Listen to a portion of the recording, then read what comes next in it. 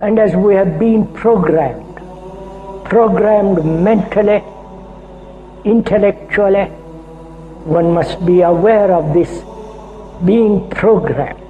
Like a computer. The programming that we are constantly assaulted by throughout our life conditions us. It programs us to a particular worldview. Is they are absolutely propagandizing the world with all of their theses about the nature of the universe that we live in, where we come from, our origins, the origin of the universe, and so forth. The project is literally the secularization of the world, to completely strip the world from religious beliefs. This is the project, and that is why it is called Novus Ordo Seclorum, a new secular or worldly order. A new study says the news media have been pushing a gospel of godlessness on the American public. Sure, it's hard for some of you to believe, but you will never see it more clearly than you will today. I mean, it's just so amazing. The creationists were right all along. To be honest, they just didn't have the argumentative skills. All of you are engaged in running your mouths, doing your business, multiplying, buying houses, cars, business, whatever you're doing. And when you're told about God, religion, life, morality, you're saying, look, I ain't got no time for that. Because this media is here and designed to make sure that they ask no critical questions. To make sure that the only thing that they are concerned about is having a good time. The only thing they're concerned about is filling their bellies. The only thing they're concerned about is acquiring more and more material things. And so that is why today, one of the struggles that you have as young people, that when you want to do different events and you want to talk about real issues, you have the struggle of many of your peers who've been so conditioned in this matrix that they would rather party than listen to the truth. They would rather party and shop and go to the mall than to stand up for issues of justice.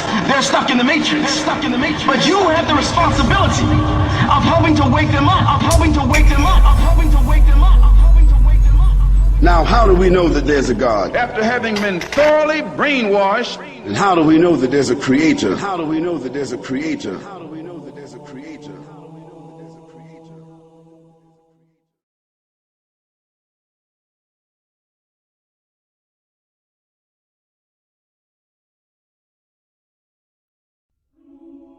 About 15 billion years ago, there were no stars in the sky. There wasn't even a sky. All that existed was the primordial fireball. Then, something happened. In a flash, everything suddenly expanded. This was how it all began. The first moment of existence. What we now call the Big Bang.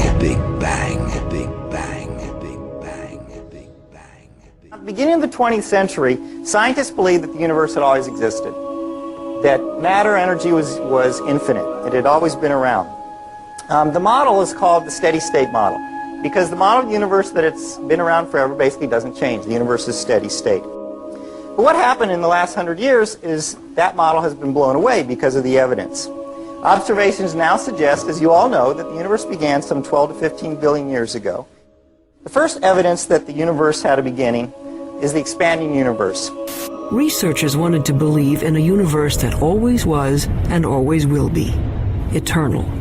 But galaxies flying away from each other meant that once, long ago, they were clumped together. It meant something started them moving. The universe had a beginning. Today, it's called the Big Bang Theory. This was first discovered in 1929 by Edwin Hubble, and it's the first evidence that the universe had a beginning. The second evidence the universe had a beginning is the cosmic background radiation. The discovery of the cosmic background radiation was a fatal blow to those who wanted to believe in an eternal universe. The Big Bang proponents had won. Now, the final evidence for the origin of the universe is the relative abundance of light elements. It's very clear now that the universe had an origin, and scientists have become to accept this. In fact, the equations of general relativity that Einstein developed had an origin of the universe. When Einstein developed his equations of general relativity, they showed that there should be an expansion of the universe and an origin, and Einstein didn't like that. He added something called a cosmological constant, which he later realized was not there. When we saw that the universe was expanding, that there really was an origin, he threw out the cosmological constant. He said that that was the biggest mistake of his scientific career, was introducing that, was introducing that, was introducing that, was introducing that, was introducing. But when this Big Bang model was first proposed in the early part of the 20th century, it was received with great skepticism by the scientific community. Because the scientific community knew that the Big Bang opened up the possibility of having a beginning and a creator and someone who began it.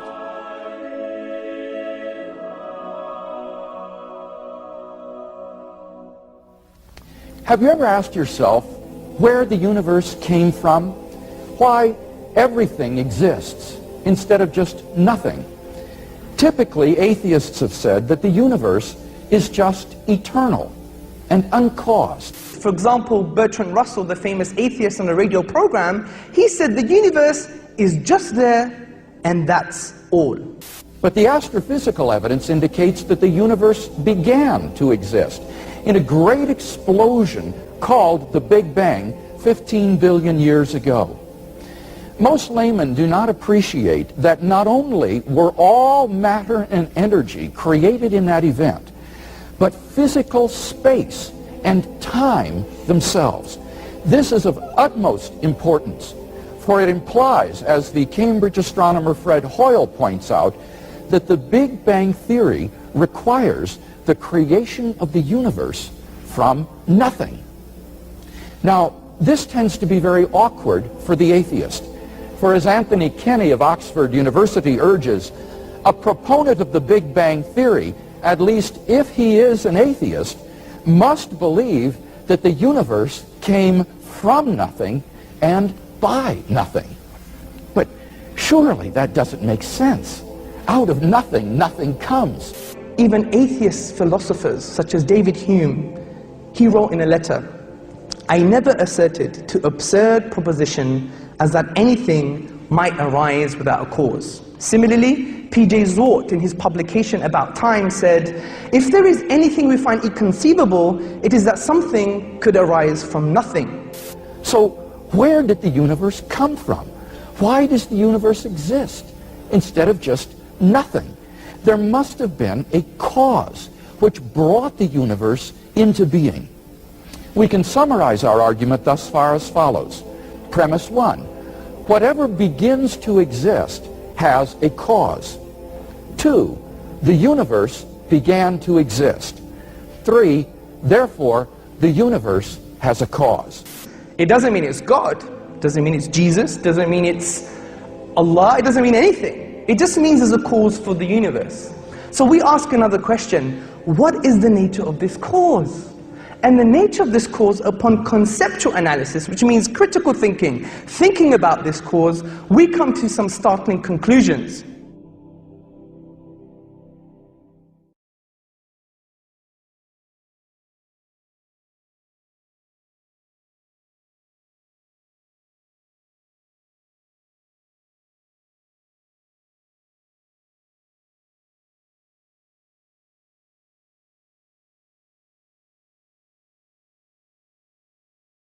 So the cause of the universe must be immaterial beyond space and time.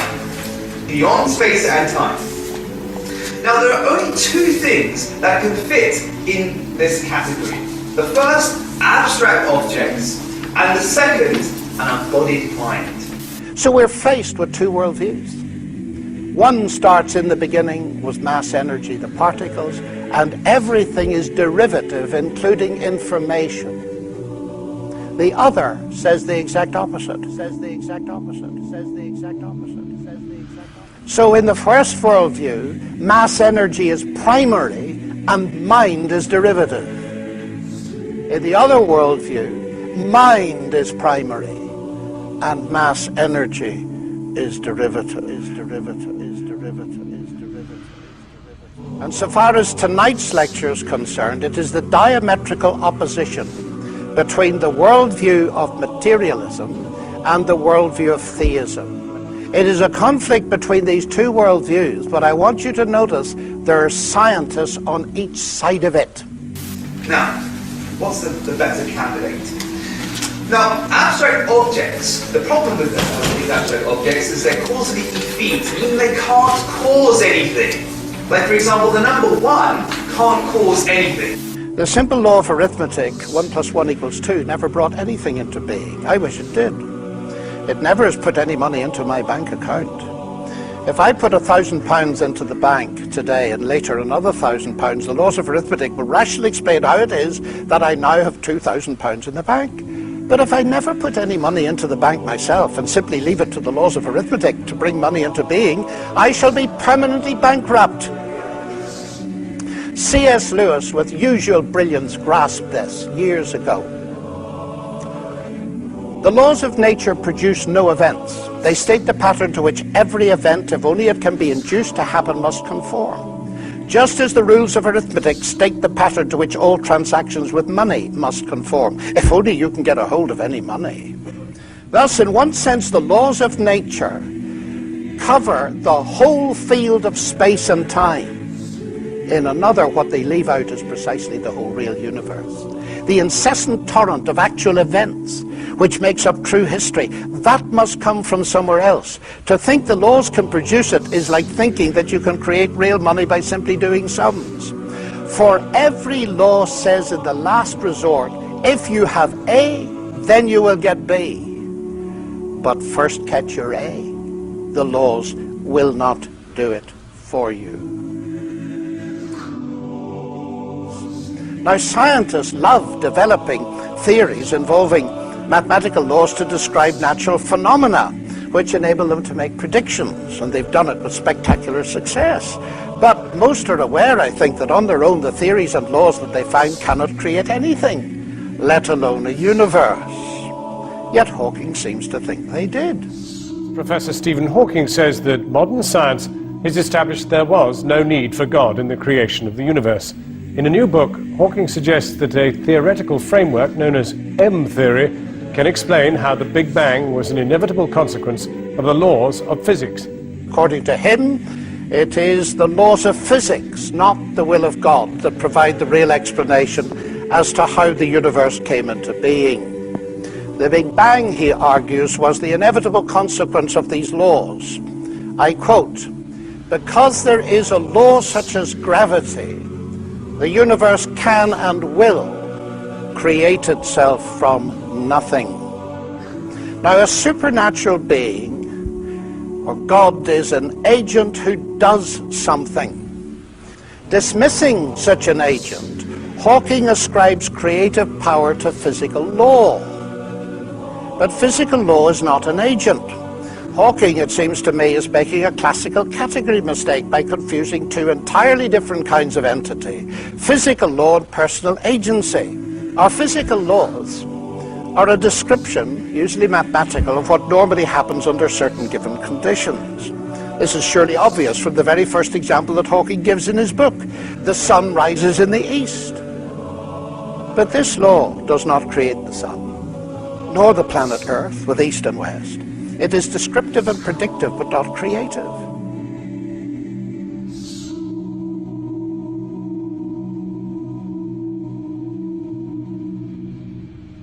Similarly, Newton's laws of gravitation doesn't create gravity or the matter in which gravity acts.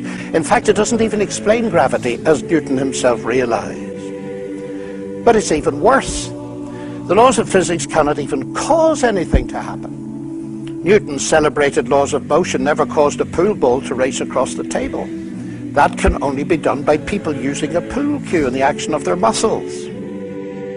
Suppose, to make matters clearer, we replace the universe by a jet engine, and we are asked to explain it.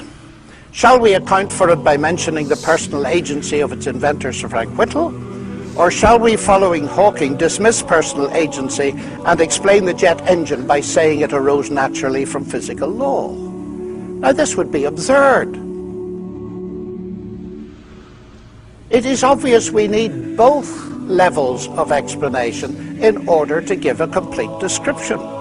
It is also obvious that the scientific explanation neither conflicts nor competes with the agent explanation. They complement one another. It is the same with explanations of the universe. God does not conflict or compete with the laws of physics as an explanation. God is actually the ground of all explanation, in the sense that he is the ultimate cause in the first place of there being a world for the laws of physics to describe. Now, there's more to this, because the laws of physics can explain how the jet engine works, but not how it came to exist in the first place. The jet engine needed the intelligence and creative engineering work of Whittle.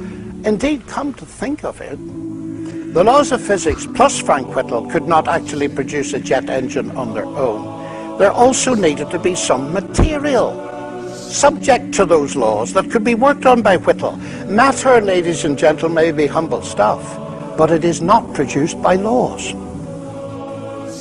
I submit to you that the world of strict naturalism, in which clever mathematical laws all by themselves bring the universe and life into existence, is pure science fiction. Pure science fiction. Pure science fiction. Now, Hawking here echoes Peter Atkins, a colleague at Oxford, a well-known atheist, who believes that space-time generates its own dust in the process of its own self-assembly.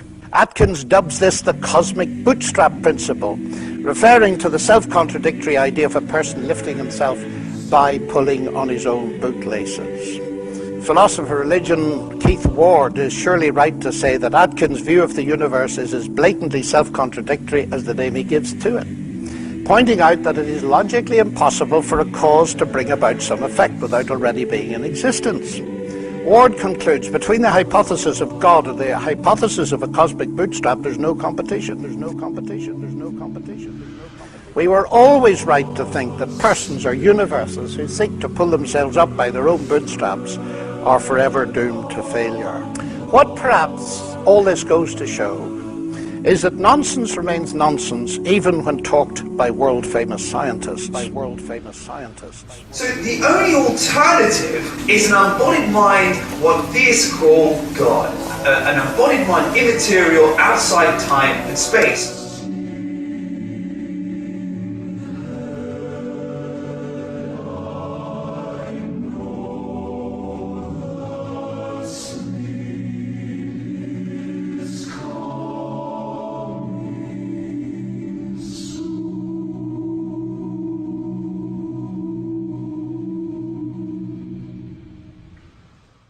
So there's a God. Then you have to say, but sorry, where did God come from? It's not a question I hear often answered. In order to recognize that an explanation is the best, you don't have to have an explanation of the explanation. In order to recognize that an explanation is the best, you don't have to be able to explain the explanation. Folks, this is an elementary point in the philosophy of science. Suppose astronauts were to find on the backside of the moon a pile of machinery there that had not been left by American or Russian cosmonauts. What would be the best explanation for that machinery?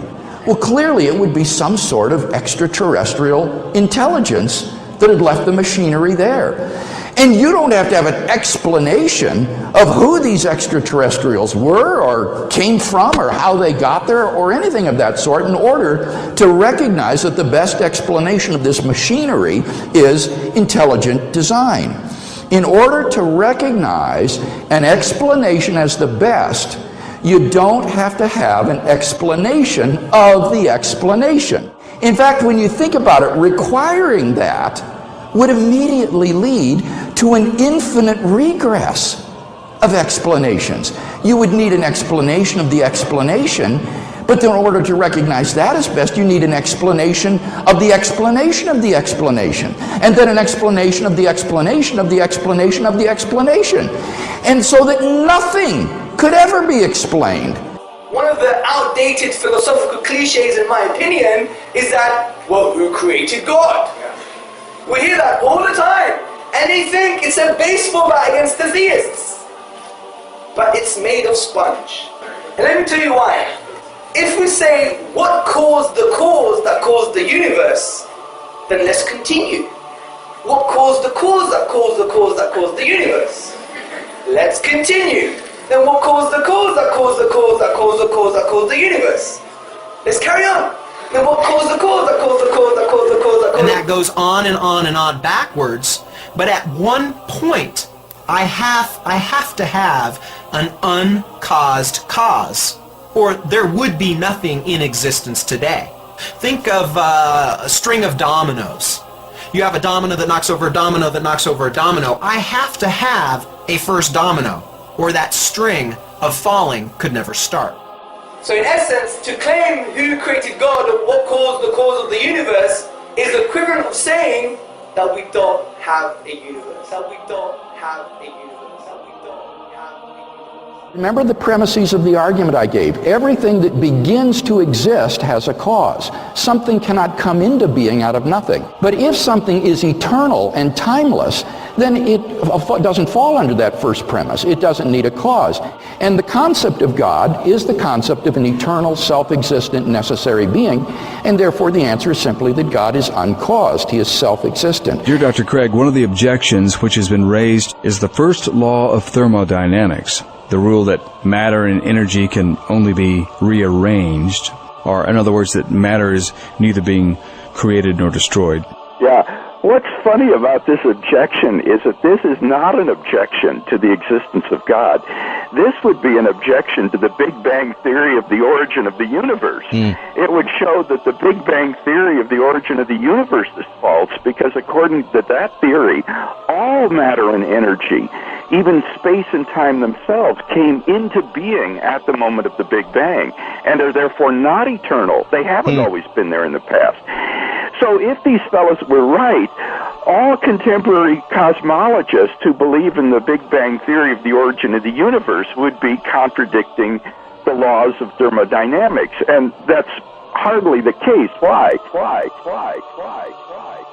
Well, because the laws of thermodynamics, in particular the law of the conservation of matter and energy, only applies once the universe comes into being. It applies at every moment, at every time, and every point in the universe. But it doesn't apply to the origin of the universe itself. And that's why cosmologists don't consider that the law of conservation of energy and mass is violated by the Big Bang theory of the origin of the universe.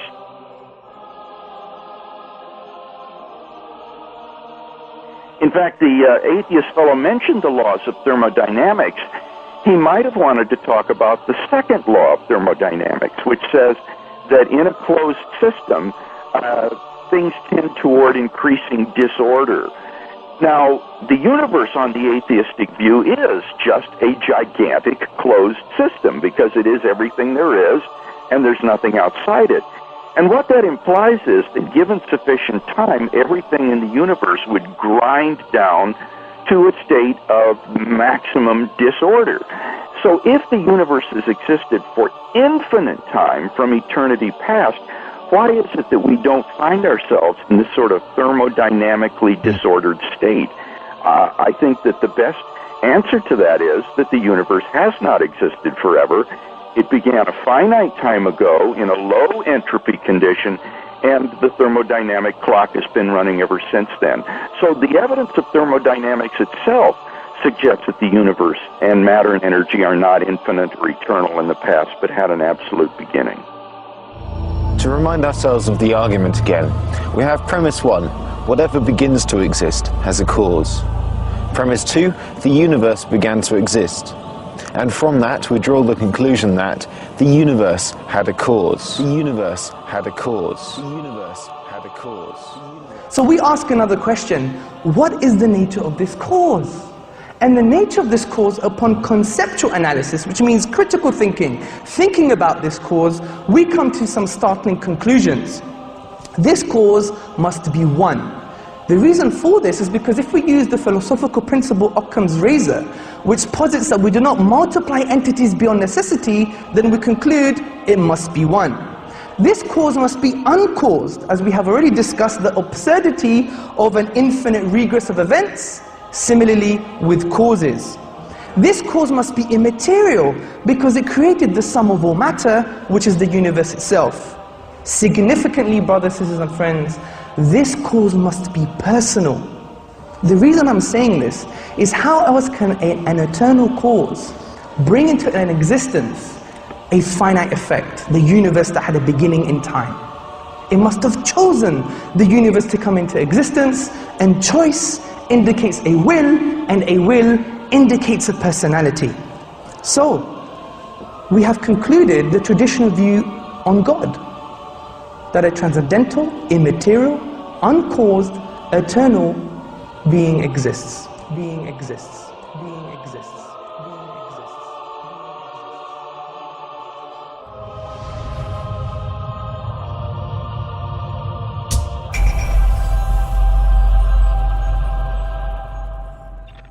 Some strange results have come up in about the last 20, 30 years, particularly in astronomy and also in quantum physics, which suggests that the universe actually may have a purpose, and some physicists are now suggesting it does have a purpose. And this has come out of some findings about some of the fundamental numbers in atomic physics. During the past 40 years, scientists have determined the relative strengths of each of these primary laws and forces. These strengths are so critically balanced, they are often described as being finely tuned. These are numbers like the mass, the weight of an electron, the weight of a quark, the strength of gravity, the strength of the electromagnetic field. About 20 numbers that describe those and other parameters, features of our world, but nobody knows why it is that those numbers have the particular values that they do. Now, you could easily say, yeah, who really cares? You change the mass of the electron by a little bit more, a little bit less. Does it really matter? And the answer is it does. See, it turns out that if you imagine that we had 20 dials right here, and we could fiddle with those 20 numbers at will, even a small change to the values of the known values of those numbers would cause the world as we know it to disappear. Because it turns out, and this is a very surprising, unexpected discovery, that the laws of physics, the basic given fabric of the world, had to be very specific, very finely tuned, as we sometimes say, for the possibility of carbon-based life appearing at all. For example, the strengths of the other forces are all important, the masses of the various subatomic particles. This is one of a long list of properties in underlying physics that seem to be prerequisites for a universe with life. If all of these things were even a little bit different, then life, certainly life as we know it, could not exist. It's a very surprising conclusion, but it's true, and all scientists would acknowledge that's the case. Bernard Carr is a cosmologist and studies how the laws of physics operate in the universe. He says that the laws of nature are so finely tuned to enable complex life to exist that it is extremely unlikely that this could have happened by chance. Such fine-tuning, Carr believes, at least raises the possibility of a tuner. This is a diagram, it's called the pyramid of complexity, and what we've got here, we've got the different levels of structure in the universe, and at the bottom we've got the things like quarks that make up the atoms, and the atoms build up to make molecules, the molecules build up to make living cells, the cells make organisms, and eventually we end up with brains and consciousness. It's rather hard to estimate what the probability is, but it was clearly very, very unlikely that those fine-tunings which allowed this pyramid of complexity to arise would be there. A very simple and central example is the question of where does carbon come from? The very early universe doesn't make any carbon. It's very simple, it only makes simple things. Hydrogen and helium, and they're pretty boring in terms of chemistry. Now, where does carbon come from? There's only one place in the whole universe where carbon is made, and it's in the interior nuclear furnaces of the stars. We are people of stardust, made of the ashes of dead stars. And it turns out that the process by which carbon is made inside the stars is an extraordinarily delicate process. In fact, it looked at first sight as though it couldn't happen at all. It's only possible because there's a very large enhancement effect called a resonance in the tray, which makes it go much quicker than we might have expected. And that resonance is there because the laws of nuclear physics take a very specific form. If they were a little bit different, either there would be no resonance or it would be in the wrong place at the wrong energy. That's a very striking example of how finely tuned the universe has to be for us to be inhabitants of it. The fine-tunings, how fine-tuned are they? Most of them are 1% sort of things. In other words, if a thing is 1% different, everything is bad. And a physicist could say, maybe those are just luck. On the other hand, this cosmological constant is tuned to 1 part and 10 to the 120, 120 decimal places. Nobody thinks that's accidental. That is not a reasonable idea, that something is tuned to 120 decimal places just by accident.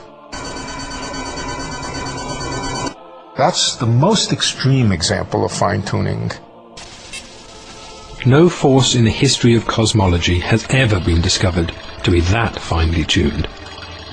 The cosmological constant needs to be set to 1 part in a trillion, trillion, trillion, trillion, trillion, trillion, trillion, trillion, trillion, trillion. Otherwise the universe would be so drastically different that it would be impossible for us to evolve. That the cosmological constant arrived at such a tiny value by chance seemed to be out of the question. Ils sont nombreux à dire que finalement, quand on regarde l'univers, surtout à l'origine, eh bien, on constate qu'il ne peut pas être né par hasard, et que le hasard n'a aucun rôle, et que plus on remonte loin dans le temps, donc plus on remonte vers le Big Bang, plus on trouve un univers qui est ordonné, réglé, ajusté. For example, if we go back to, say, 1 second after the Big Bang, at that point the expansion rate and the mass density have to have been adjusted to each other just right, so that the universe is just at this critical point. If the universe at that point were expanding just 1 part in the 15th decimal place faster, the universe would have flown apart without galaxies ever having had a chance to form. On the other hand, if the expansion rate were just a little slower than what we think by change of 1 in the 15th decimal place, then the universe would in fact have expanded to a maximum size and collapsed. We would never have even reached the time in the universe at which we're living. Alors, ajuster comment? Eh bien, il existe ce qu'on appelle des paramètres cosmologiques. Ce sont des grandes constantes, la constante de la vitesse de la lumière, par exemple, qui fait 300 000 km à la seconde, 7 fois donc le tour de la Terre en 1 seconde. Il y a la constante de gravitation. Ce sont des chiffres, des données chiffrées, avec un zéro, une virgule, et puis parfois des dizaines de décimales derrière la virgule. Eh bien, si on changeait simplement une seule de ces décimales sur une seule de ces 20 constantes, l'univers ne pourrait pas apparaître. Eh bien, ça signifie que le hasard n'a aucun rôle à jouer à l'origine de l'univers. How did this come about, this rather terrific luck? Of course, one of the first explanations that comes to mind is that there was a tuner or a creator, or if you like, God.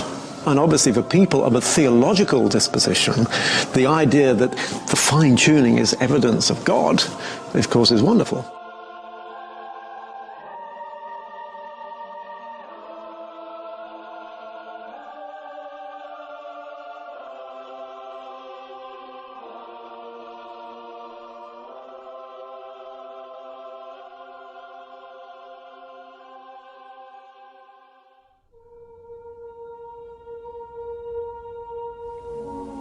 But let me come now to the grand design, because like every other physicist, Hawking is confronted with powerful evidence of design in the fine-tuning of the universe. He explains, our universe and its laws appear to have a design that both is tailor-made to support us, and if we are to exist, leaves little room for alteration. That is not easily explained, and raises the natural question of why it is that way. The discovery relatively recently of the extreme fine-tuning of so many of the laws of nature could lead at least some of us back to the old idea that this grand design is the work of some grand designer. That is not the answer of modern science. Our universe seems to be one of many, each with different laws. Now, the idea of a grand designer is certainly old, but the important question to ask is whether or not it is true. Simply to say it is old can give the erroneous impression that what is old is necessarily false and has been superseded. Secondly, it can give the further erroneous impression that no one holds it today. But some of the finest minds in science, at least one Nobel Prize winner in physics, does hold it. The conviction that there is a grand designer is one of the major convictions in the history of human thought. That does not, of course, prove it's true, but it certainly means it's worthy of our serious consideration. Now, Hawking goes therefore too far in saying that is not the answer of modern science. There are scientists who believe it, there are scientists who do not. But his answer is what he calls the multiverse. And that is the idea that there are several many-world scenarios and many universes, some suggest infinitely many, whatever that means. That anything that can happen will happen in some universe, so it's not surprising that at least one universe is like ours. Well, obviously, if you're not a theist, and especially if you're a person who would prefer the universe to be a godless sort of universe, those are the sorts of facts that can make you feel a little bit uncomfortable. So there's no shortage of persons trying to derail the argument from fine-tuning. One popular way to try and do that is to take the fine-tuning data, not so much to suggest that there's a God who made this universe, but that perhaps our universe is one of bajillions of others. If you think about a multiverse, if you think that there are jillions and jillions of universes out there, you might reason to yourself that, well, at least one of them had to turn out right. And it just so happens to be ours, lucky for us. So multiple universe theory, incidentally, you can see on the October 2005 edition of Astronomy magazine, cover story, Why You Live in Multiple Universes. If you see all these little marble-looking things over the cover, those are literal universes, expanding much as ours is. Interesting, that cover title seems to take for granted that there actually are multiple universes. There have to be in order to get this sort of probability back up. Well, suffice to say, there's really no independent confirmation for multiple universes or for any universe other than ours. The only reason for buying into a multiple universe theory is to derail the fine-tuning argument. Some, including Oxford philosopher of religion Richard Swinburne, have said, multiple universe theory represents the height of irrationality. It's an attempt to dodge a rather elegant and simple theory, namely theism, by inflating your probabilistic resources, well, to the extent of postulating bajillions of universes. When you start to increase your probabilistic resources like that just in order to avoid a pretty plausible, elegant theory, well, Bill Dembski has referred to that as the inflationary fallacy, and there's still some discussion going on with respect to the plausibility of the multiple universe theory, but probably the number one objection to it, there seems to be no independent evidence and no possibility of coming up with such independent evidence for that hypothesis in the future. In the various ways that are conceived of these many universes existing, it's the case that they are unobservable in principle. The only universe we can observe is this one. These other universes cannot be observed even in principle. One problem is this. Sure, you could say if there were many different universes, all with different tunings, then it wouldn't be too unlikely that our particularly fine-tuned universe exists. But for this objection to carry through, the objector actually needs to assume that it's true that there are all of these different universes. And is there any independent evidence that such universes exist? It doesn't seem to me the case that there is. I mean, sure, if you had enough monkeys typing at enough typewriters, then they could produce the works of William Shakespeare just by luck. But nobody looks at the work of William Shakespeare and goes, there must be a lot of monkeys with typewriters somewhere. In the absence of independent evidence that there is a whole typing pool of monkeys working away, everyone knows that the most rational explanation of the specified complexity of a text like Shakespeare's work is that there was a single designer who produced it intentionally. And the same thing goes for our universe. So now we come to the second set of false alternatives, God or the multiverse. But as leading philosophers have pointed out, from a theoretical perspective, why shouldn't God be responsible for the multiverse? The notion that there is a multiverse does not per se exclude a creator. Hawking doesn't seem to mention this at all. But with the multiverse, Hawking moves out beyond science into the realm of philosophy, whose death he has announced rather prematurely. As Paul Davies points out, all cosmological models are constructed by augmenting the results of observation by some sort of philosophical principle. Now, Hawking here claiming to be the voice of modern science on the issue gives a false impression where the multiverse is concerned, since there are very weighty voices within science that do not support his view. Prominent among them, Sir Roger Penrose, Hawking's former collaborator, who shared with him the distinguished Wolf Prize. Of Hawking's use of the multiverse concept in the grand design, Penrose recently said, "It's overused. And this is a place where it's overused. It's an excuse for not having a good theory." That's an immensely strong statement, isn't it?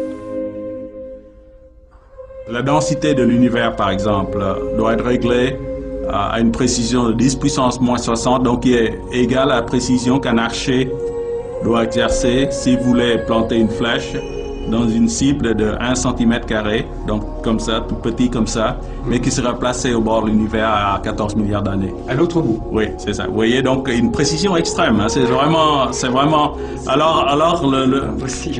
Donc la question, est-ce qu'il y a un principe créateur, quelque chose qui règle les choses dès le début, ou donc ça c'est la nécessité, ou c'est le pur hasard. Mais le pur hasard, quand il y a une probabilité si faible pour que ça aboutisse, il faut donc faire l'hypothèse qu'il y a une infinité d'univers. Si vous jouez la loterie, si vous achetez tous les billets, bien sûr, il y aura un qui aura le gros. Donc ici, si vous avez une infinité d'univers, ce qu'on appelle un multivers, chacun ayant une combinaison différente de constantes physiques et de conditions initiales, la plupart sera vide de vie parce que la combinaison des constantes physiques ne sera pas gagnante, sauf dans le nôtre où nous avons la combinaison gagnante. Est-ce que vous croyez à cette hypothèse multivers ou vous voyez plutôt un univers prédéterminé? Donc je réponds en tant qu'être humain maintenant, pas en tant que scientifique, parce que la science peut admettre des multivers aussi. J'aimerais avoir votre avis, oui. En fait, votre intuition. Voilà, donc j'appelle ça mon pari pascalien, et bien sûr je pense que l'univers est... il y a un principe créateur qui a réglé ça tout le début, et je pense qu'il y a un univers unique parce que c'est mon intuition. C'est difficile de croire quand je vais au télescope, par exemple, de voir toute cette harmonie, cette beauté, cette organisation, de croire que tout est hasard, que rien n'a de sens et que nous sommes là par hasard, que toute cette architecture cosmique est faite par hasard.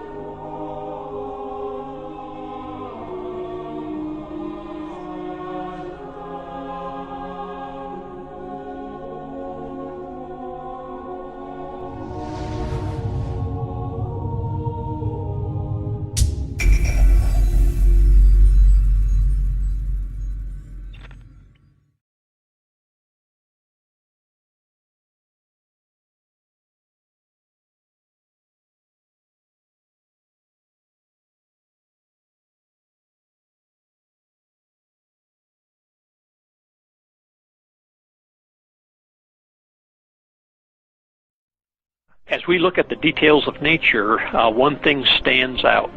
This is the order, the patterns, the symmetry that surround us. You can see it in a flower, or a snowflake, or even a seashell. What we are seeing is intelligent design, which might be described as God's fingerprints upon nature. One of the more fascinating math relationships was first described back in medieval times, 8 centuries ago. The scholar's name was Leonardo Fibonacci, an outstanding Italian mathematician. He excelled in many areas, and one in particular. He generated a long list of numbers by, in each case, adding together the 2 previous numbers.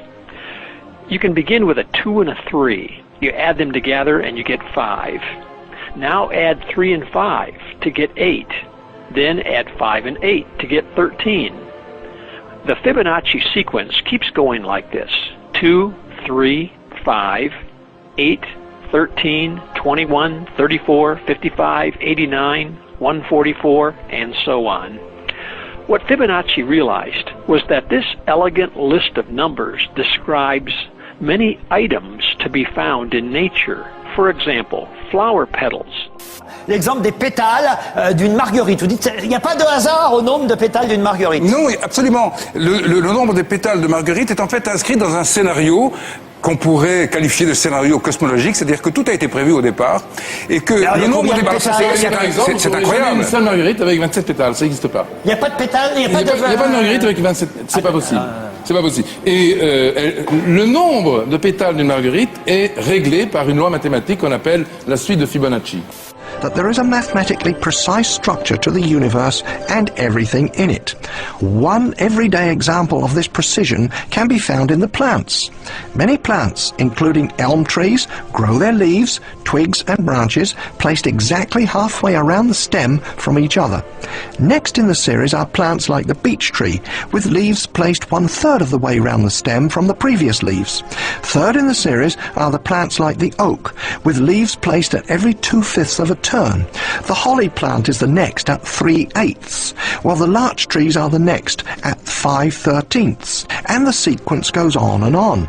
Notice the number sequence of these fractions: 1, 1, 2, 3, 5, 8, 13, and so on. Each number is the sum of the 2 numbers which came just before it in the sequence. This particular mathematical pattern is called the Fibonacci series. Take, for example, the sunflower. The display of its florets are in perfect spirals of 55, 34, and 21. The sequence of Fibonacci. The sequence of Fibonacci. The sequence of Fibonacci. The sequence of Fibonacci. The fruitlets of the pineapple create the same spiral based on the sequence. The pine cone does the same. As currents move through the ocean and the tide rolls onto the shore, the waves that bring in the tide curve into a spiral that can be mathematically diagrammed onto a plot at the points 1, 1, 2, 3, 5, 8, 13, 21, 34, and 55. Buds on trees, sand dollars, starfish, petals on flowers are formed with this exact same blueprint.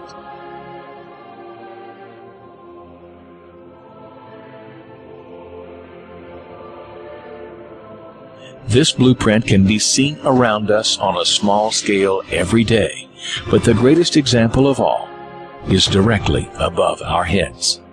At an average of 100,000 light years across, even the spiral of the galaxies above us are formed with the exact design.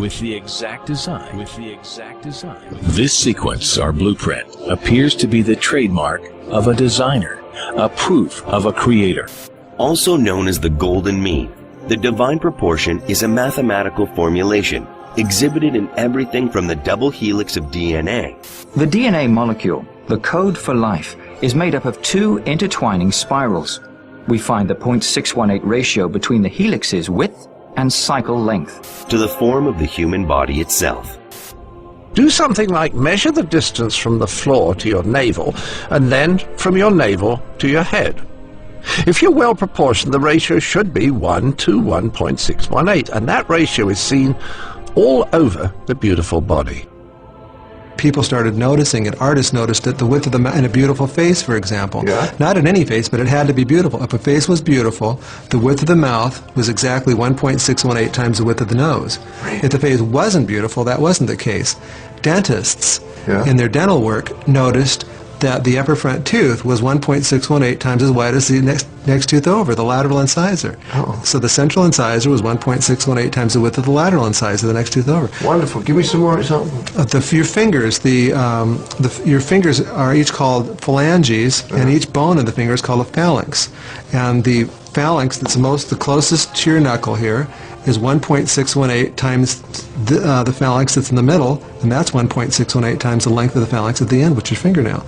So that was kind of amazing. This number would come up over and over again. Then we find the Fibonacci ratio in heart muscles, in bronchial tube branching, even in the electrical potential of neurons, and as Roger Penrose pointed out, even in the arrangement of the brain's microtubules. As we scan our universe, from the tiny flower to the awe-inspiring galaxy, we see the fingerprint of God. We see the fingerprint of God. We see the fingerprint of God.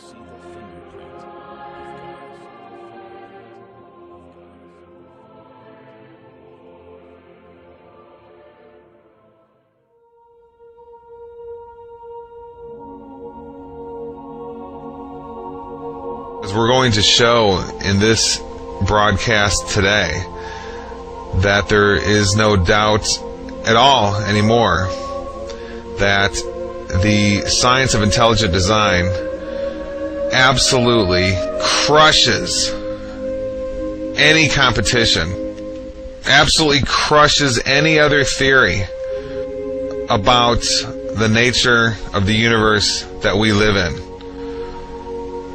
It's over. There is simply no contest.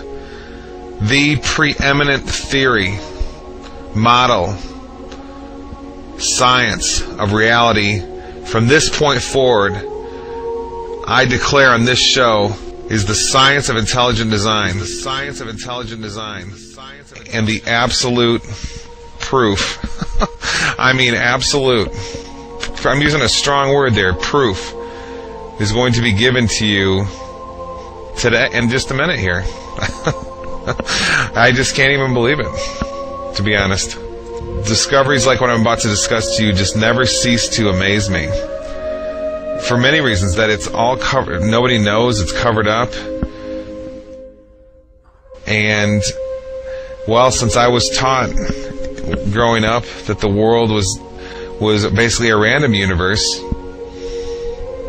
to find out such hardcore, distinct verification that that's a lie just never ceases to amaze me. So here's the information.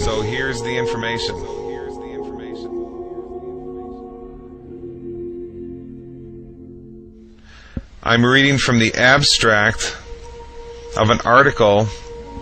This is the first of many academic articles I'm going to be discussing with you here today.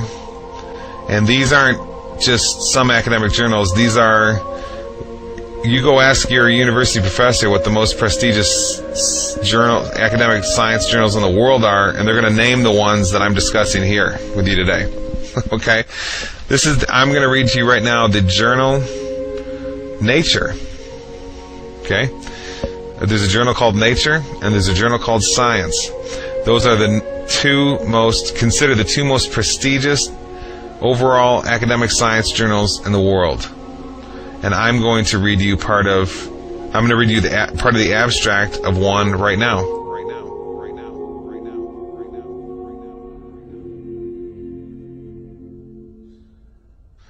Let me just read. Okay, this is the journal Nature, number 454, pages 362 to 363.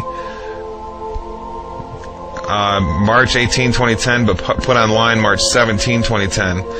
This is by a fellow named Ian Affleck, who teaches apparently in the Department of Physics and Astronomy at the University of British Columbia. Listen to the title of this article. Solid-state physics. Golden ratio seen in magnet. Okay? Okay, so let's go through this Science Daily article. It's ScienceDaily.com. This was released on January 7, 2010. Title of the article, Golden Ratio Discovered in Quantum World. Hidden Symmetry Observed for the First Time in Solid State Matter. Let's find out what that first time, what that means. Let's read here. Researchers from Helmholtz Zentrum Berlin, and it's some German words, in cooperation with colleagues from Oxford and Bristol universities, as well as the Rutherford Appleton Laboratory, United Kingdom, have for the first time observed a nanoscale symmetry hidden in solid state matter. Okay, did you catch that? This is the first time any symmetry of any sort has been observed in the nanoscale, okay, the quantum scale. Remember, quantum physics is the study of the base level energies of nature. Okay, the smallest building blocks that make up everything, little pieces of energy, like the electron or the muon or the quark. Okay, so specifically, what was found in this study was that chains of atoms lined up together form what's sort of like a string, and it resonates a frequency or pitch. What do you know? The pitch is in the ratio of 1.618, the golden ratio. Let me just read this paragraph to you. It says Science Daily, again, January 7, 2010, golden ratio discovered in quantum world. By turning the system and artificially introducing more quantum uncertainty, the researchers observed that the chains of atoms acts like a nanotech guitar string. Dr. Radu Koldia from Oxford University, who is the principal author of the paper and drove the international project from its inception a decade ago until the present, explains, here the tension comes from the interaction between spins, causing them to magnetically resonate. For these interactions, we found a series scale of resonant notes. The first two notes show a perfect relationship with each other. Their frequencies, pitch, are in the ratio of 1.618. This is just amazing. There's no defense that a random universe theorist in academia can give to counter this. There's no reason at all that the quantum base of reality should be exhibiting the specific number of the golden ratio if we live in a random universe.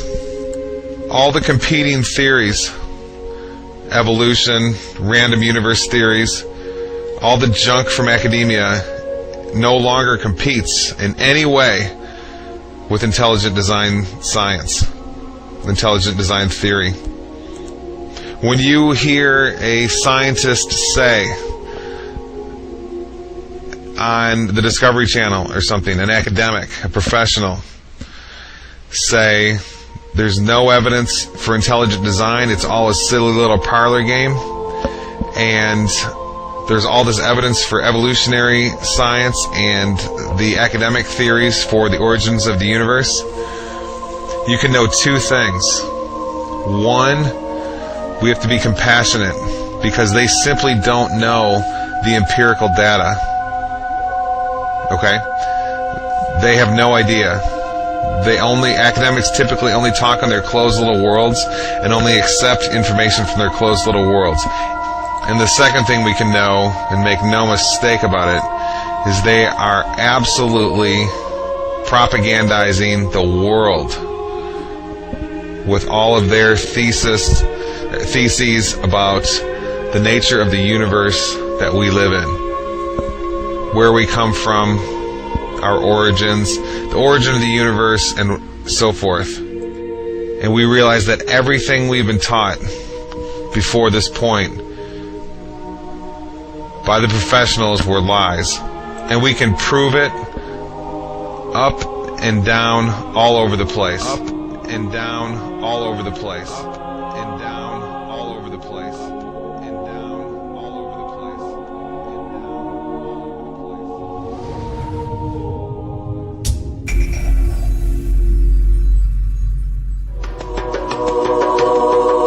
theory of evolution that was advanced in the 19th century denies this evident fact of creation.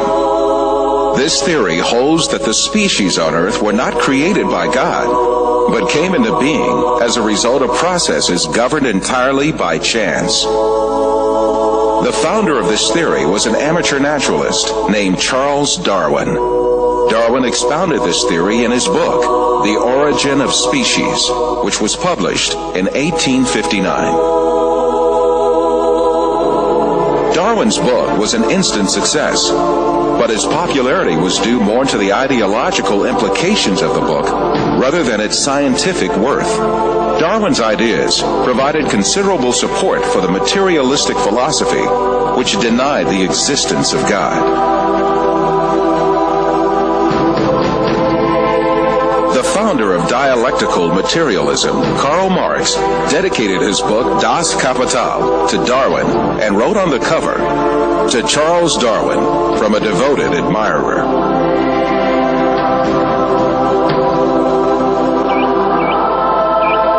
Darwin's theory argued that all species descended from a common ancestor by means of little cumulative changes in long periods of time. Darwin could advance no sound evidence to prove this claim. Indeed, he was himself aware of the great many facts that invalidated his theory. He admitted these in his book in a chapter entitled Difficulties on Theory. Darwin's hope was that these difficulties would be overcome by new scientific discoveries. But in fact, advances in science would refute Darwin's claims one by one.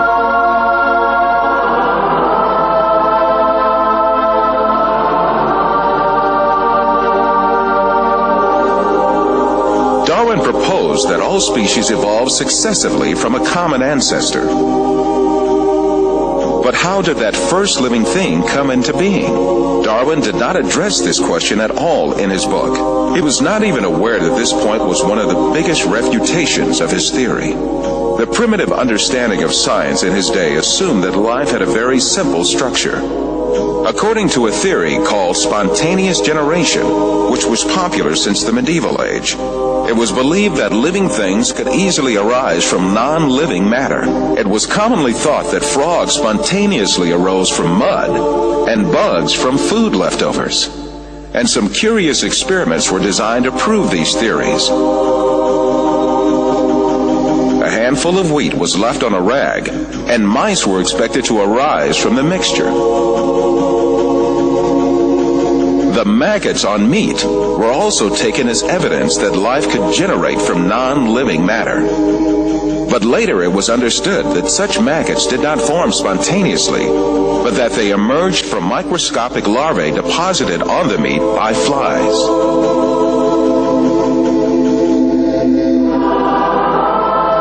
And in Darwin's time, the belief that microbes could emanate easily from non-living materials was very common. But 5 years after the publication of The Origin of Species, the famous French biologist Louis Pasteur scientifically refuted these myths that lay ground for evolution. After lengthy studies and several experiments, the famous French biologist Louis Pasteur refuted the foundation that lays ground for the theory of evolution. Can matter organize itself? No. Today there is no circumstance known under which one could affirm that microscopic beings have come into the world without parents resembling themselves.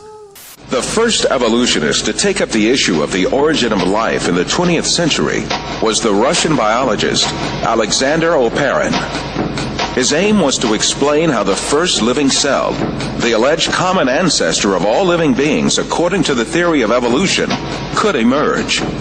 In the 1930s, Oparin formulated a number of theories to show how the first living cell could arise from inanimate matter by chance. However, his efforts ended in failure, and Oparin himself had to confess. Unfortunately, the origin of the cell remains a question that is actually the murkiest aspect of the whole theory of evolution.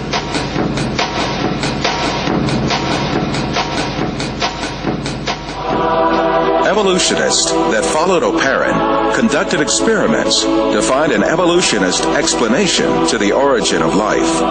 The most famous of these experiments was conducted by the American chemist Stanley Miller in 1953. Miller obtained a few simple organic molecules by triggering a reaction among gases that he claimed would have been present in the primitive Earth atmosphere. At the time, this experiment was regarded as a scientific proof for evolution. It turned out to be no such thing at all. Later discoveries showed that the gases used in the experiment were very different from the gases that had been present in the early atmosphere of the world.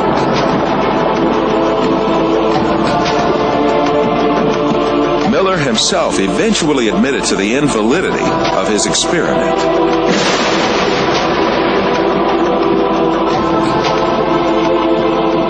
Every evolutionist attempt in the 20th century to account for the origin of life has ended in failure.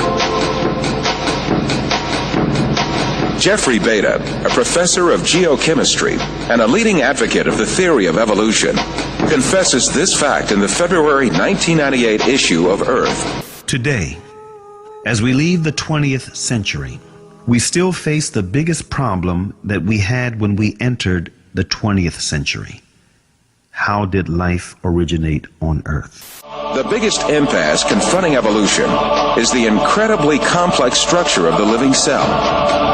Every living thing on Earth is made up of cells about 1/100th of a millimeter in size. Some living things are made up of a single cell. Yet even these single-cell organisms are remarkably complex in their composition.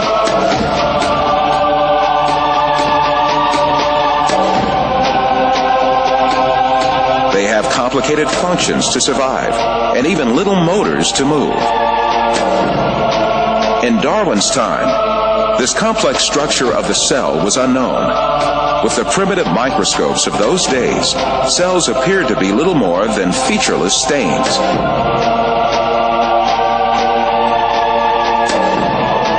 However, powerful electron microscopes invented around the middle of the 20th century began revealing just how complex and organized a living cell really was. They laid bare a complexity and organization that could not be a product of chance. A living cell is comprised of thousands of tiny parts that work in harmony. To make a comparison, within the cell, there are power stations, high-tech factories, a complex data bank, huge storage systems, advanced refineries, and a seemingly conscious cell membrane that controls what enters and leaves the cell. In order for the cell to survive, all of these organelles have to exist at the same time. It is impossible that such an intricate and complex system could have emerged as a result of coincidences.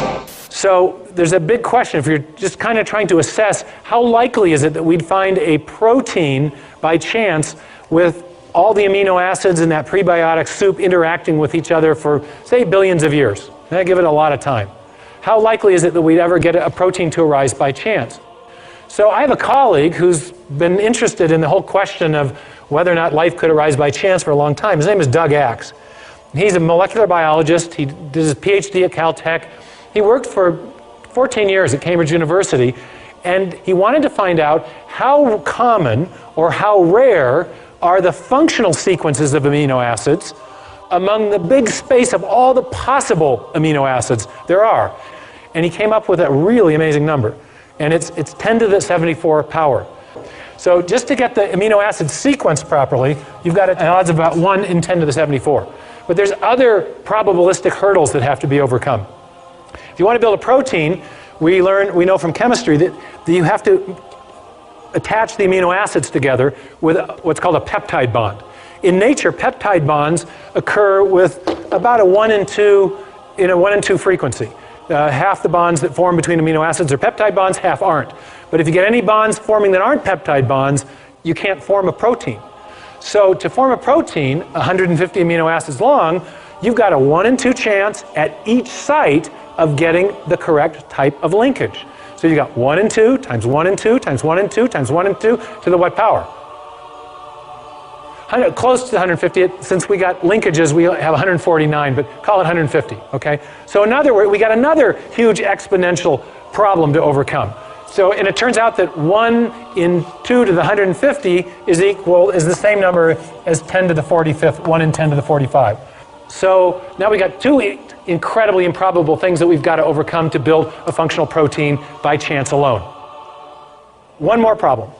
When you're building proteins, amino acids come in 2 flavors. There's a left-handed flavor and a right-handed flavor. They're called optical isomers, not flavors, okay? And the left-handed version is the only kind that can be used in building proteins. You get even one right-handed amino acid in there and your protein won't fold properly. So you got another probabilistic hurdle to overcome. So you've got a 1 in 2 chance at each side again, out to the 150th power. 2 to the 150th power, again, is 10 to the 45. Oh my goodness. So the odds of building even a short functional protein by chance alone is 74 plus 40. You can remember how you do this in math? You can add the exponents if you're multiplying exponential numbers. 164. Thank you very much. Okay? Wow. Now, can anyone get their mind around a number that big? There's only 10 to the 80th elementary particles in the entire universe. There's only 10 to the 16th seconds since the Big Bang.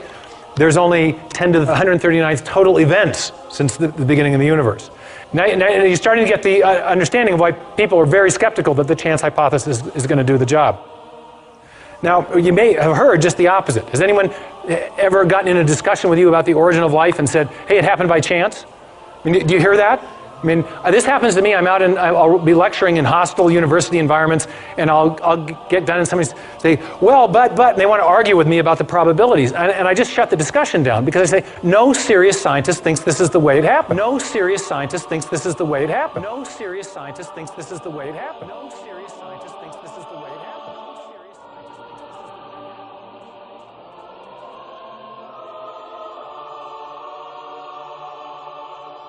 Modern biochemistry has also revealed the unimaginably complex design of the DNA molecule.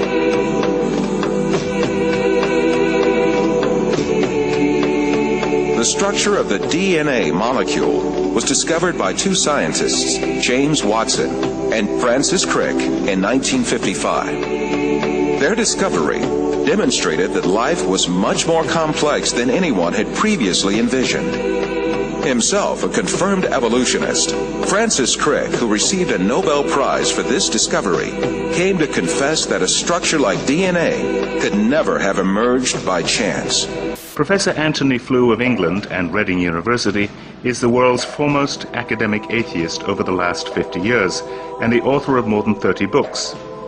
His first debate with former atheist-turned-Christian C.S. Lewis in 1950 in Oxford, England, was the first time he advanced his argument for atheism. He later wrote a paper titled Theology and Falsification. The paper became the most widely reprinted philosophical publication of the last half-century and a key foundation for atheists and agnostics who advanced materialist evolutionism. But now it is the advancement of science itself that has changed the mind of Flew and some scientists. At a recent summit at New York University, Flew changed his position and now believes in God as the creator of the universe. Flew turns to various discoveries of science to prove his point. But it is the manifestation of life written in DNA and the transcription of DNA to RNA and RNA into protein and the subsequent process of protein folding that makes the best case for Flew. What I think that the DNA material has done has shown by its almost unbelievable complexity of the arrangements which lead to produce this being, that intelligence must have been involved in getting these extraordinarily diverse elements to work together. When you look at RNA, you as a chemist, you're in sort of astonishment, really, at just what a wonderful molecule it is. It's complex, it's a really beautiful structure, and you inevitably wonder, how on earth did that structure arise? How on earth did chemistry produce it? RNA's structure looks simple, but looks can deceive.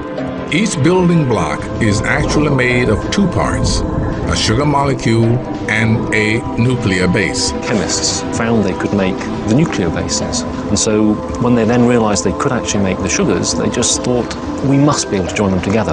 And so they tried for many years, but the problem was, chemically, you just can't join them together. Of course, such an amazing structure could never have been formed by chance. The theory of evolution, which sees life as the result of mere coincidences and haphazard happenings, is helpless to explain anything in the face of the incredible complexity of DNA. Some evolutionists say that our DNA is about 98% similar to that of apes, and that this difference is only a few spelling mistakes. Others say a more accurate figure is no more than 95%. But considering that humans have 3 billion letters worth of DNA information in each cell, even a 2% difference is actually 60 million spelling errors. Of course, this is not error, but 20 500-page books worth of new information. A common designer is a much better explanation for the similarities in human and ape DNA. As an architect uses the same building materials for different buildings, we shouldn't be surprised if God used similar design features in many different creatures. After all, we do share about 50% of our DNA with bananas, but that doesn't mean we're half banana.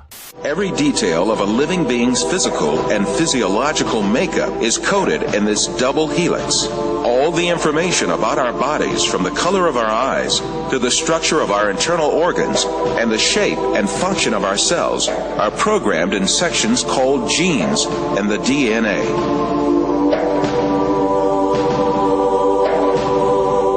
The DNA code is made up of the sequence of 4 different bases. If we think of each one of these bases as a letter, DNA can be likened to a databank made up of an alphabet of 4 letters. All the information about a living thing is stored in this databank. If you found an ancient clay tablet with strange characters washed up on the shore, you couldn't read it, unless someone had cracked the code. But you'd still know the letters represented a language, even if you didn't know anything else about the author or his civilization. Language is recognizable, even if you can't read it. Take Morse code. It has 3 basic parts: dots, dashes, and spaces. These 3 simple parts are combined to represent letters. There are 26 letters in the English language, which are combined to form over 400,000 words. Those words can, of course, be combined into an infinite number of sequences or sentences. There is evidence that DNA represents a language. 4 basic units, called nucleotides, combine into a code for 20 amino acids. From those few amino acids, the body forms more than 100,000 proteins. Even if you can't read DNA, it still has all the hallmarks of language. A language that biologists are just now beginning to crack. Every tiny cell in our body is packed with 3 feet of DNA, 3 billion nucleotides. The similarity between DNA and human language is uncanny. In addition to codes, both use similar techniques to pack, access, rearrange, copy, and translate information. DNA seems to represent a language, the language of life. An unseen author, the creator of heaven and earth, has left a testimony of his existence in the DNA of every living thing. The information that is stored in the DNA molecule is pointing back to a designing intelligence. Now, why do I say that? It has to do with what we know about the cause and effect structure of the world. Our local hero in Seattle, Bill Gates, says that DNA is like a software program, only much more complex than any we've ever created. And that's a very suggestive remark because we know that programs always come from programmers. And in fact, we know generally that information, whether it's in a computer program or a hieroglyphic inscription or in a headline in a newspaper or a block of text in a book, information always comes from an intelligent source. So when we find information in the DNA molecule, the most logical thing to conclude is that it too had an intelligent source. Due to this primitive level of science at the time, the imaginary scenarios of the theory of evolution were not looked upon as odd at all. Darwin's theses had a great impact on the scientific circles of his day. However, Darwin was still distressed. In the chapter Difficulties on Theory, he wrote, "If it could be demonstrated that any complex organ existed, which could not possibly have been formed by numerous successive slight modifications, my theory would absolutely break down." As far as I'm concerned, I'm here to tell you, Michael, this morning, and Jason, evolution is dead. Long live the Creator. I'll tell you why, and I'm saying science says that as a scientist. Evolution is dead because there's such thing as the minimal gene set concept. They've taken a mycoplasma, smallest organism, Mycoplasma genitalium, which is the smallest organism that is known to exist, has 468 genes. A gene is a mix of proteins, right? A list of, so it can be 1,000, can be 10,000 amino acids. Okay, there are 486, and they've decided since year 2000, they've said, let's try to reduce it. Because we have to start, if you're going to be an evolutionist, you have to start with 0 genes and build up if you're going to go from hydrogen to human. And so, somewhere along the way, they said, well, let's take it down. In the year 2000, they published that even on paper, they couldn't go below 200 genes. On the 6th of January 2006 in Nature, they published that in reality, you could only go down to 397 genes. So a cell, which is where my specialty lies in my scientific work, a cell needs a specific number of components to be functional. You have a membrane, but then you need to feed the membrane. So you have to have some mitochondria. You need a way of tagging the proteins. You need some DNA. So you need 397 things. Just the glucose cycle for getting energy takes over 6 different genes. So if you don't have one of them, you don't have any more energy coming to the cell. Darwin's fears proved to be true soon after his death. The laws of inheritance, discovered by an Austrian botanist, Gregor Mendel, caused Lamarck's and Darwin's assertions to collapse. The science of genetics that developed at the beginning of the 20th century proved that it was not acquired physical traits, but only genes that were transmitted to subsequent generations. This discovery made it clear that a scenario suggesting that acquired traits accumulated from generation to generation and generated different living species was implausible. In other words, there were no inheritable variations for Darwin's proposed mechanism of natural selection to choose from. Subsequently, the theory of evolution as advanced by Darwin has been collapsed early in the 20th century. All the other efforts by evolutionists in the 20th century could do nothing but only confirm that natural selection had no evolutionary power. A famous evolutionist, the English paleontologist Colin Patterson, admitted this when he said, "No one has ever produced a species by mechanisms of natural selection. No one has ever got near it, and most of the current argument in neo-Darwinism is about this question." When it was clear that the mechanism of natural selection proposed by Darwin had no evolutionary power, evolutionists had to make a fundamental change in the theory. In addition to the concept of natural selection, they added a second mechanism called mutation. Mutations are alterations or distortions that take place in the DNA of living beings, mostly as a result of external effects such as radiation or chemical action. The theory of evolution now holds that living things are differentiated from one another and develop as a result of mutations. This cannot be true, for mutations only damage the information in the DNA and give only harm to a living being.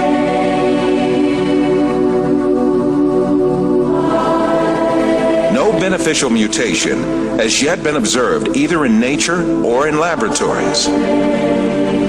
Since mutations do not add new genetic information, it is impossible for living beings to acquire new organs through mutations. Is new information being generated? That's what evolutionists have to come up with. Right. They have to have a mechanism that generates new, never before existing genetic information that can build all these bigger and better structures. Right. That supposedly never existed before. Right. Right. Never before existing information. Back when there was only a single cell that gave rise to all the diversity of life, there wasn't information. Right. For skin and hair and heart and a brain and so on. Right. So you have to generate it somehow, according to evolution. Right. Now, Dr. Werner Gitt is an information specialist. Since we're talking about information, we'll go to an information specialist. He wrote a book called In the Beginning Was Information that you and I both love. And in his book he says this: a code system is always the result of a mental process. It requires an intelligent origin or inventor. It should be emphasized that matter as such is unable to generate any code. All experiences indicate that a thinking being voluntarily exercising his own free will, cognition, and creativity is required. Right. He goes on to say, there is no known law of nature, no known process, and no known sequence of events which can cause information to originate by itself in matter. Right. This is why Professor Richard Dawkins, one of the most renowned advocates of the theory of evolution of our day, hesitates when he is asked to give a single example that increases the genetic information. Professor Dawkins, can you give an example of a genetic mutation or an evolutionary process which can be seen to increase the information in the genome?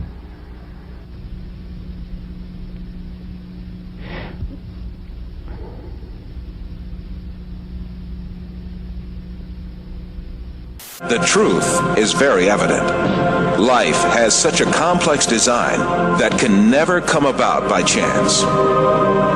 And I suppose it's possible that you might find evidence for that if you look at the details of biochemistry, molecular biology. You might find a signature of some sort of designer. Wait a second. Richard Dawkins thought intelligent design might be a legitimate pursuit? Richard Dawkins is his name. Arguably the world's most famous atheist. I don't know how you would test for that, but maybe we'll ask him. So, right off the bat, what's wrong with, in your opinion, with believing in a God, regardless of who the God is? I think it's false. I think that it's a matter of belief without evidence. And I suppose it's possible that you might find evidence for that if you look at the details of biochemistry, molecular biology. You might find a signature of some sort of designer. Wait a second. Richard Dawkins thought intelligent design might be a legitimate pursuit? And that designer could well be a higher intelligence from elsewhere in the universe. In the 20th century, the theory of evolution was refuted not only by molecular biology, but also by paleontology, that is, fossil science. A second proof usually offered is the fossil record. According to most biology textbooks, fossils show the gradual development of life from simple to complex over hundreds of millions of years. But a growing number of scientists say that this textbook story is incomplete and even misleading, because it ignores an extraordinary event in the history of life known as the Cambrian explosion. The oldest stratum of the Earth in which fossils of living creatures have been found is that of the Cambrian, which has an estimated age of 500 to 530 million years. In strata older than the Cambrian, no fossils of any creatures except a few unicellular organisms are to be seen. In the Cambrian period, however, many diverse species appear quite abruptly. More than 30 invertebrate species, such as jellyfish, starfish, trilobites, and snails, emerge all of a sudden. In Darwin's theory, if you think of the branching tree, Darwin's branching tree, the common ancestor down here and the different modern forms of animals up here, you would have one form to begin with, and then it would gradually diverge into slightly different forms and more different until you get the major differences that we see now. The problem with the Cambrian explosion is that all these major differences appear together at the same time, with no fossil evidence that they descended from this common ancestor. The article reported on cutting-edge research by Chinese scientist J.Y. Chen, an internationally respected paleontologist at the Nanjing Institute of Paleontology and Geology. Chen's discoveries in the fossil beds in Xinjiang, China, have rocked the scientific establishment. Located in the province of Yunnan in southern China, Xinjiang has some of the world's best preserved fossils from the Cambrian era. Darwinism helps them maybe only telling a part story for evolution. According to Chen, the fossils he's discovered turn Darwin's tree of life upside down. Darwin's tree, reverse concept, very unexpectedly, our research is convincing major phyla starting down below at beginning of Cambrian. Base is wide, gradually narrow, so this is almost turned on different way. This situation refutes the theory of evolution for sure, because Darwin wrote in The Origin of Species, if numerous species belonging to the same genera or families have really started into life all at once, the fact would be fatal to the theory of descent with slow modification through natural selection. This fatal stroke that frightened Darwin comes from the Cambrian period, right at the outset of the fossil record. No fossil remains supporting evolution have ever been unearthed in excavations conducted in every corner of the world. Professor Roberto Fondi is a specialist in paleontology. He teaches at the Department of Earth Sciences in the University of Siena in Italy. You may be surprised to know that the fundamental assumptions upon which evolutionary thinking is based are not at all confirmed by paleontology. All the biological groups, from bacteria and blue-green algae to man, appear abruptly in the fossil record without any links connecting them with each other. Why is it then that so many people believe the fossils prove evolution? Evolution is presented to grown-ups and taught to the very young as a fact that has been verified and demonstrated for so long that it is a waste of time and even ridiculous to question it. So, what is the truth of the matter? Well, there is a history book of the past, and that is the rocks and the fossilized remains in them. So it is up to the paleontologist to read that book and give the answer. And what do you read in that book, Professor? The fact is that after nearly 2 centuries of intense research, the paleontological evidence for evolutionary theory is not only rare, but highly questionable. The point is that if evolution had really happened, the evidence would be in great abundance and incontestable. The museums would be overflowing with fossils, clearly documenting the transitions between the various biological groups. Yet there are none. Moreover, there is no indication that the situation will change in the future. Those very few fossils which are claimed to show some kind of evolutionary link, such as the amphibians Ichthyostica and Simoria, the reptile Propenognathus, the bird Archaeopteryx, and the Australopithecine ape called Homo habilis, are very far from conclusive. Faced with these realities made clear by the fossil record, evolutionists directed all their attention to the claim that man evolved from ape-like creatures. 6,500 different ape species have lived so far, and the majority of them are extinct. The skulls of these extinct apes, both big and small, constituted a great resource for evolutionists on which to exercise their imaginations freely.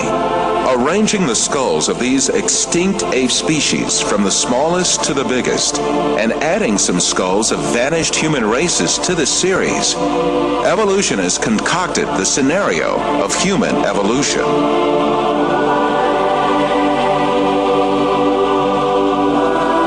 most important role of this scenario is given to the extinct ape species called Australopithecus.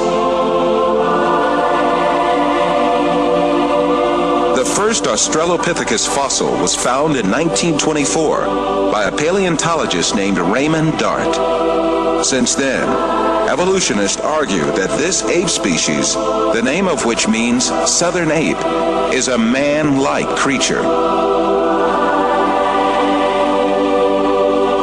However, when Australopithecus and chimpanzee skeletons are compared, it is seen that there is no important difference between the two.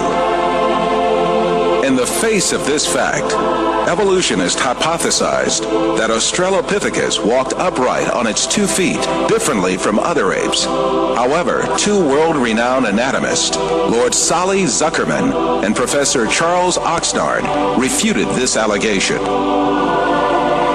Simply put, Australopithecus, advanced as the ancestor of man by evolutionists, is merely an extinct ape species.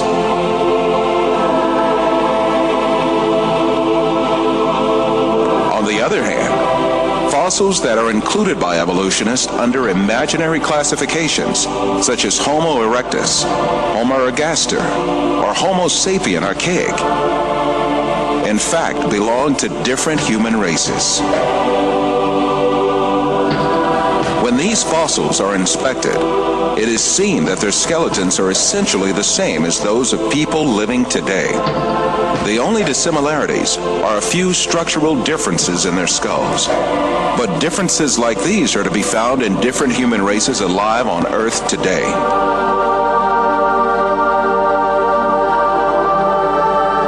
The famous evolutionist paleontologist Richard Leakey admits that the difference between the skulls classified as Homo erectus and those of modern men is only racial. These differences are probably no more pronounced than we see today between the separate geographical races of modern humans.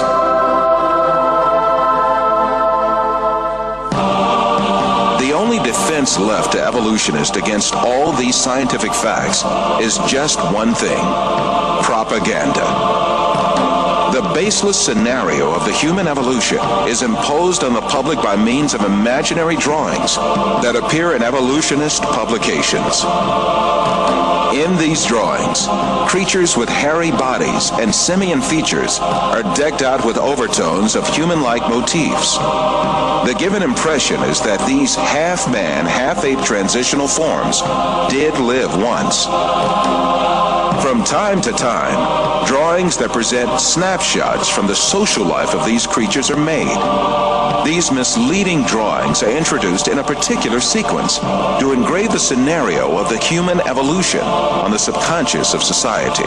Even in the most famous scientific publications, there frequently appear such window dressings called reconstructions and imaginary family tree drawings made by their inspiration.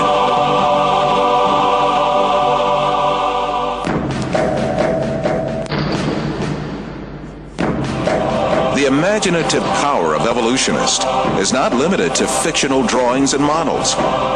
They go even further and shoot movies in which imaginary half-man, half-ape creatures act. However, all of these are pure deception. The only evidence at hand is generally nothing more than a few skull fragments or a tibia. The hair, skin, nose, ears, lips, or other facial features of a living being cannot be determined from its bone remains.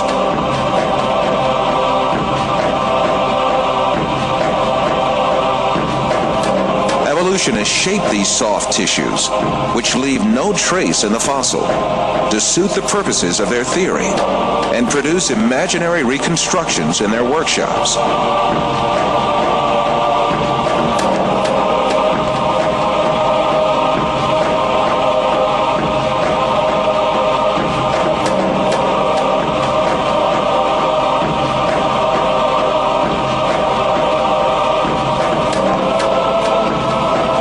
Houghton from Harvard University states that these drawings have no scientific value. You can, with equal facility, model on a Neanderthaloid skull the features of a chimpanzee or the lineaments of a philosopher.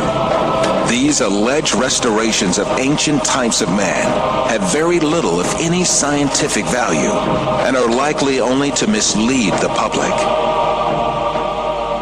Evolutionists go so far in this subject that they can even invent very different faces for the same skull.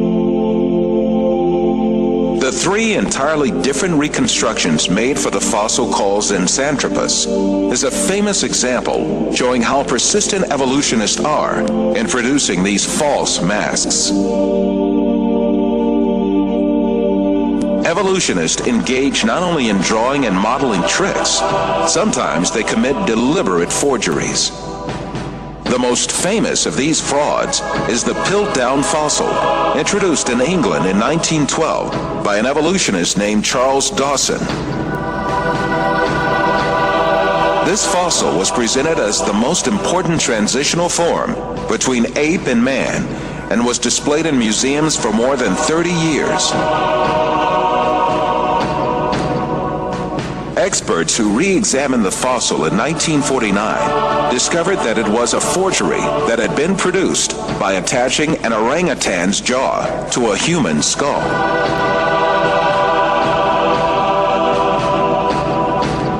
Another intermediate transitional form fabricated by evolutionists was the Nebraska man. This was cooked up in 1922 on the basis of a single fossil tooth.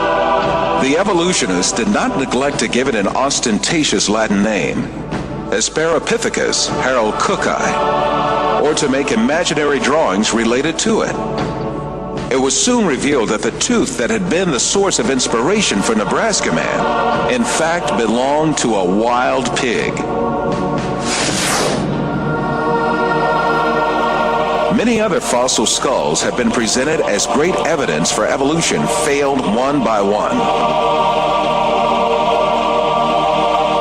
Neanderthal man was advanced as evidence in 1856, dismissed in 1960. Piltdown man was advanced as evidence in 1912, dismissed in 1953. Zinjanthropus was advanced as evidence in 1959, dismissed in 1960. Ramapithecus was advanced as evidence in 1964, dismissed in 1979.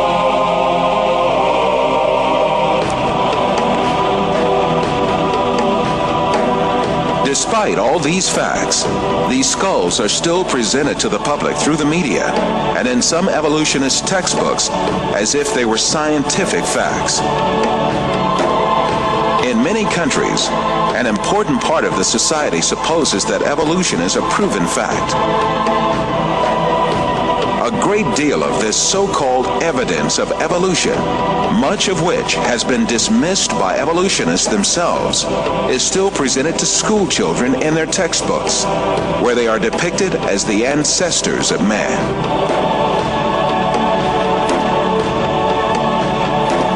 In fact, the truth that the evolutionists try so hard to deny and conceal is there for all to see.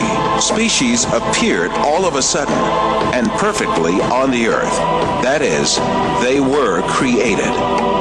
The divine creator, ruling over the whole of nature, created all kinds with their unique and perfect traits. That divine creator is Allah, the one and only God. He is the Lord of the heavens, the earth, and all that is between them.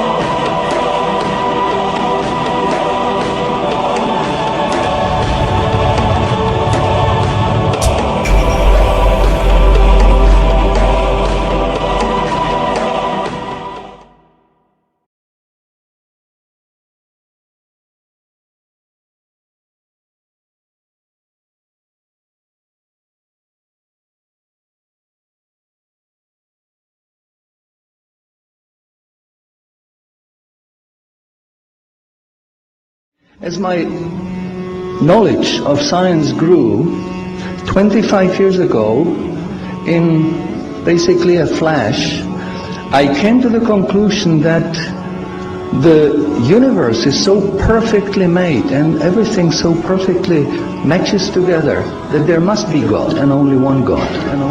So I accepted there is God, but I was not looking for a religion. I thought all religions are wrong. Christians say this is one. The Jews said Jews are chosen people, and if you're not Jew, you're not chosen. And about Islam, I only had negative information. So how does one distinguish with all the different ways of life, calling to people, telling them that they're the only way? How do we distinguish what's the right way with all this confusion? First of all, let's get this straight. It has to be really easy to tell if Islam is a true religion or a fake religion. And it has to be real easy to see which religion on earth is the one from Allah and which is the one from men, from devils, from con men, what have you. It can't be that the one true religion from Allah, that's genuinely from God, is going to look exactly and not discernible from the one that's from devils, one that's written by men or made up by men or altered by men, and I can't tell which is the one authored by Allah and which is the one authored by people. It can't be. Then he finished the sentence. He said, I'll go to your faith. It's better than my faith, but you'll need proof. And I said, man, religion has never been about proof. It's about faith. That's it. That's what religion is. He said, in Islam, we have both. We have proof and faith. We have both. We have proof and faith. We have both. We have proof and faith. So different people from different religions used to knock on my door. And once the discussions got down to evidence, they had no answers. And that wasn't going to fly with me. And then I discovered Islam. And shortly after, I became Muslim. 1,400 years ago, when the world was immersed in darkness, the Quran was revealed, which brought light to a beleaguered world. And whereas the earlier books came with many scientific mistakes, due to the hand of man having delved into them, the Quran had none of these contradictions. The world thought there could be no reconciliation between religion and science. But the Quran mentioned many scientific facts in great detail, like how a human being developed in the mother's womb.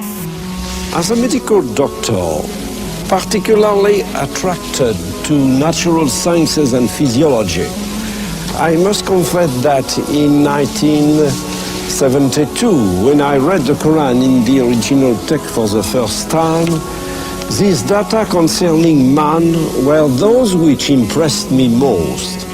Muhammad could not have known these facts about human development in the 7th century because most of them were not discovered until the 20th century. Muslims and others are justified in concluding that these facts could only have been revealed to Muhammad by the one who knows all about us, not only about how we developed, but how we live and function. And described other scientific facts which amaze the world's renowned scientists. Actually, I'm very much impressed by finding true astronomical facts in Quran. I personally can't see how this could be a mere chance. There are too many accuracies. And like Dr. Moore, I have no difficulty in my mind reconciling that this is a divine inspiration or revelation which led him to these statements. Let me go straight to the second argument, which is about the miraculous nature of the Quran. The Quran being a signpost to the transcendent. What I mean by this is that the Quran can only be best explained by the fact that it is a divine book. And I'm going to use the inimitability of the Quran for this. Now, what do I mean by inimitability? What I mean by inimitability is that the Quran cannot be emulated, reproduced, matched or copied with regards to its literary and linguistic features. But since Prophet Muhammad, peace be upon him, is the last messenger that was sent to mankind, isn't it fair that his message, the miracle that came with him and his message be preserved till the end of time? So that humans can still make that judgment call whether this miracle and message is in fact man-made or divine. Man-made or divine. Man-made. And then when I was maybe about 1/3 in Quran, I remember telling my wife, you know, this Muhammad he must have been a very smart, very intelligent man, because this book is very clear, very logical, very easy to follow, and there are no contradictions. No contradictions. But then as I read later, I suddenly saw a scientific fact which I knew was only discovered in the 20th century. So immediately I saw that Muhammad is not the author of the Quran. That Muhammad is a messenger sent by God to give the Quran to mankind. Muhammad is a messenger sent by God to give the Quran to mankind.